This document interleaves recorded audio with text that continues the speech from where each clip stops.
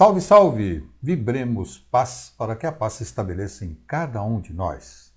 Bem-vindo ao canal Espírita. E começando mais um bate-papo semanal, eu, Mauro Mendes, agradeço a sua companhia. É muito bom ter você aqui comigo. E agradecendo o seu carinho e atenção, eu peço que você se inscreva, deixe o seu gostei, ative o sininho, compartilhe. Envie perguntas e sugestões, ajude-nos com esse trabalho. Hoje falaremos sobre um tema por demais polêmico e, digamos assim, de uma certa forma atual, né? Espiritismo e política. E começaremos com um alerta, com o alerta deixado por Kardec na Revista Espírita de fevereiro de 1862. Abre aspas. Devo ainda chamar a atenção para outra tática de nossos adversários, a de procurar comprometer os espíritas, induzindo-os a se afastarem do verdadeiro objetivo da doutrina, que é o da moral, para abordarem questões que não são de sua competência e que poderiam, com toda razão, despertar suscetibilidades e desconfianças. Também não vos deixeis cair nessa armadilha. Afastai cuidadosamente de vossas reuniões tudo quanto disser respeito à política e às questões irritantes. Neste caso, as discussões não levarão a nada e apenas suscitarão embaraços, enquanto ninguém questionará a moral, quando ela for boa. Procurai no Espiritismo aquilo que vos pode melhorar. Eis o essencial. Quando os homens forem melhores, as reformas sociais verdadeiramente úteis serão uma consequência natural. Fecha aspas. Vamos refletir nos seguintes aspectos. Sobre o aspecto filosófico, o Espiritismo tem muito a ver com a política. Consequentemente, o espírita, por óbvias razões, não deve e não pode abrir mão da sua cidadania e deve vivenciá-la de forma consciente e responsável. O Brasil sempre foi colocado como o país das esperanças, o país do futuro. Será que o futuro chegou para nós brasileiros? Também é proclamado como coração do mundo e pátria do Evangelho. Mas o que se apresenta como um grande problema é a falta de empenho em grande parte dos brasileiros, que não demonstram empenho para alcançar esses títulos. E nesse caso estamos falando dos brasileiros que se dizem espíritas.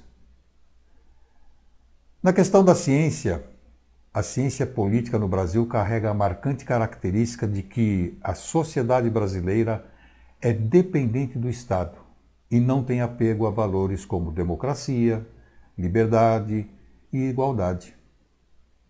Vive no se é bom para mim, o resto que se cuide por si e para si. Por ignorância ou comodismo, não reivindica os seus direitos e se torna o maior responsável pelos males que o atingem. Somos um país que não se conscientizou de que depende da sociedade colaborar na resolução de muitos problemas dos quais o Estado não consegue dar conta. O Brasil só vai poder dizer-se pátria do Evangelho quando der passos na construção de uma sociedade realmente democrática, justa e fraterna. Quando, enfim, o brasileiro olhar para a sociedade e se perceber fazendo parte dela, e aí entra a seguinte questão: como indivíduos políticos é correto utilizarmos o nome da doutrina espírita para defendermos posicionamentos relacionados à política? E a resposta vem numa simples colocação feita em Mateus 12:25. Todo reino dividido contra si mesmo será arruinado e toda cidade ou casa dividida não subsistirá. Esta resposta exige reflexões. A primeira incide que a falta de inteligência é a grande vilã determinante. Nos últimos tempos, motivados por divisões estabelecidas nos nós contra eles, levou essa determinação, trouxe essa contaminação por posições partidárias, até no meio espírita. Parece que a pandemia provocada pela tal Covid-19 ampliou esse acirramento. As divergências políticas causaram o afastamento de muitos companheiros de doutrina, provando que nada do que é trazido como oportunidade de crescimento pelo debate faz sentido à grande maioria. Ainda pensa-se e promove-se o interesse próprio. Vemos pessoas sendo atacadas por exporem pensamentos divergentes, esquecendo-se que argumentos devem ser contrapostos com argumentos melhores, não com ofensas ou rótulos pessoais. Para ajudar nos argumentos acima, devemos pensar de que modo o espiritismo e política podem conviver. O alerta de Kardec é suficiente para os verdadeiros espíritas entenderem que não estamos impedidos de participar e nos posicionar nas questões políticas. Devemos levar os conceitos espíritas para a política, jamais trazer a política para o espiritismo. E Kardec é claro: quando os homens forem melhores, as reformas sociais verdadeiramente úteis serão uma consequência natural. Portanto, divulguemos a doutrina espírita, mas, acima de tudo, nos comportemos como espíritas. O momento exige ação com respeito, responsabilidade e amor. A ausência do bem abre espaço para o mal. A argumentação jamais se sobreporá ao fato, qualquer que seja ele. A força das coisas possibilita a mudança, mas não construirá uma sociedade mais justa, mais livre, mais feliz, sem que cada família, cada grupo, cada cidade, cada nação elabore o seu projeto, organize a sua ação para chegar a essa sociedade melhor. Isso está no Livro dos Espíritos, questões 860 e 1019. Não tem como deixarmos isso de lado. A questão política, colocada como política, não a política partidária, a política que traz aí toda essa condição de, muitas vezes, de repúdio, né? Nós fazemos política 24 horas por dia com a nossa família, com a nossa esposa, com o nosso marido, com os nossos filhos, com o colega de trabalho, com o patrão, com o chefe, enfim. O vivenciamento é um estado de política latente em nós, no ser humano, e isso é necessário para que haja esse despertar de uma consciência onde as diferenças, as divergências de opiniões devem ser trazidas à pauta, ao estudo, à condição de aclaramento de cada um. Porque se isso não é colocado dentro de uma condição de um debate, digamos assim, ele não vai ter explicação, não vai ter onde ficarmos nos colocando em um determinismo. Eu aprendi assim, nasci assim e vou morrer assim. Até quando nós vamos ficar caminhando nessa condição? E muitas vezes nos posicionando como vítimas. Nós somos vítimas dos políticos que estão aí, mas o que nós estamos fazendo para mudar essa política? Né? Então, gente, falar de política dentro do espiritismo é trazer a doutrina espírita para a política, como foi dito lá atrás. Essa é a verdadeira condição da relação do espiritismo com a política. Fazemos política, sim, a todo instante.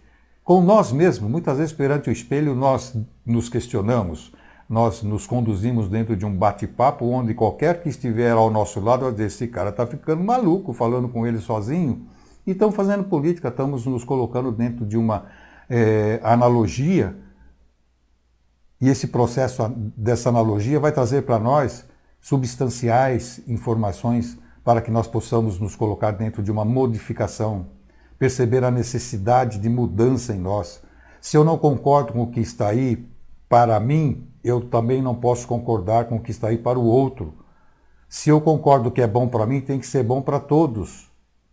Então, o momento nosso, dentro da política nacional, falando assim, não da política partidária, não da política que está aí corroendo muitas vezes as mentes malsãs, né? Mas a gente está falando da política sã, da política honesta, da política que tem objetivo, onde todos nós possamos aprender e sairmos disso de cabeça erguida. Mas é necessário que tenhamos vontade para isso.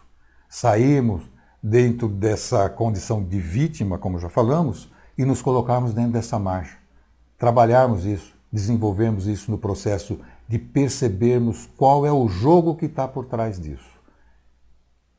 Não adianta muitas vezes ficarmos rotulando esse ou aquele, trazendo questões que favorecem a mim, e se favorecem a mim, o resto que corra atrás. Não é por aí não, gente.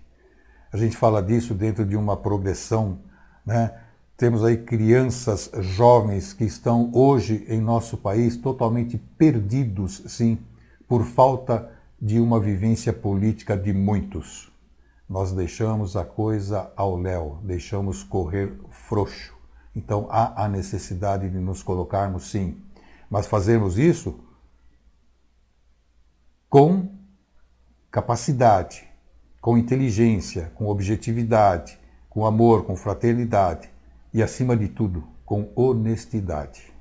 Então não adianta a gente misturar alhos com bugalhos e misturarmos, fazemos disso uma situação que favorece a alguns e colocam muitos dentro de um processo de serem vítimas ou se vitimizarem lá na frente, né?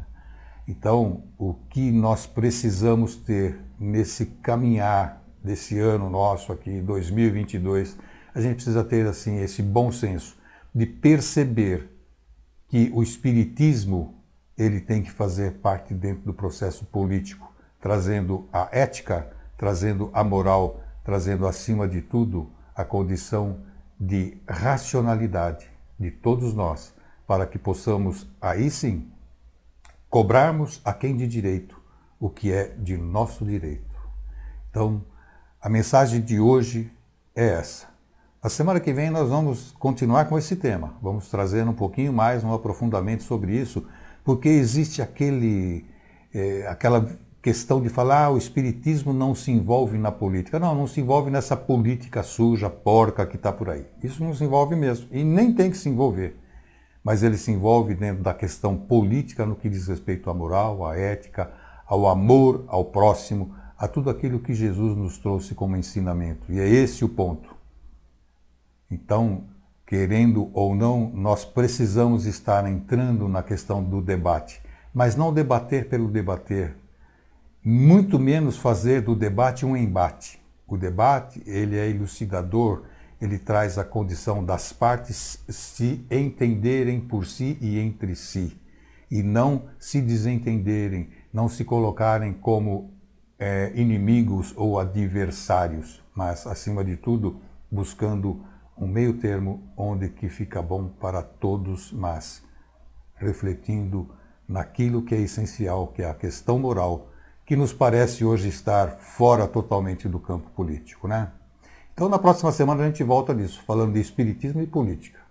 E eu quero encerrar hoje com a seguinte frase: não há nada mais trágico neste mundo do que saber o que é certo e não fazê-lo. Não posso ficar no meio de todas essas maldades sem tomar uma atitude. Esta frase é de Martin Luther King. E Vamos encerrando o bate-papo de hoje e eu peço para que você se inscreva, deixe o seu gostei, ative o sininho, compartilhe conosco, envie suas perguntas, sugestões, suas críticas, ajude-nos a divulgar esse trabalho. E eu encerro como faço semanalmente, agradecendo a Deus o dom da vida e a Jesus os ensinamentos, emanando vibrações de amor e paz a todos quanto possa o nosso pensamento alcançar. Vibramos por todos os companheiros de batalha, aos espíritos benfazejos que servem de agentes esclarecedores, que revelam os meios e ampliam as condições para a nossa maior compreensão sobre a verdade da vida. Pelos doentes do físico e da alma, pelos suicidas, por todos que passam pelo sofrimento, para que tenham as bem-aventuranças, abrindo as mentes para a grandeza e a renovação de cada um. Vibramos por todas as criancinhas que simbolizam a ingenuidade humana. Até a próxima semana, onde quer que estejamos.